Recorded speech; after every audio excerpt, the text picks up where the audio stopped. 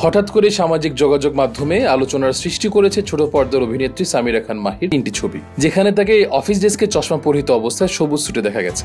ছবিগুলো নিয়ে অনেকটাই ট্রল করেছেন, কেউ কেউ এই অভিনেত্রীকে পর্ন তারকা মিয়া খলিফার সঙ্গে তুলনা করছেন। বিষয়টি নিয়ে এক গণমাধ্যমে দেওয়া সাক্ষাৎকারে ক্ষোভ প্রকাশ করে মাহি বলেছেন, সেক্সুয়ালি হতাশাগ্রস্ত মানুষ ছাড়া এই ধরনের চিন্তা সুস্থ মানুষের মাথায় আসার কথা না। সামিরা খান মাহি আরো বলেন, অনেকে বলেছে আমাকে মিয়া খলিফার মতো দেখতে লাগছে, আমাকে ওর সঙ্গে তুলনা করছে, সেটা সমস্যা না, কিন্তু তারা তুলনা করছে নেগেটিভ উপায়ে, এটা আমার আপত্তি।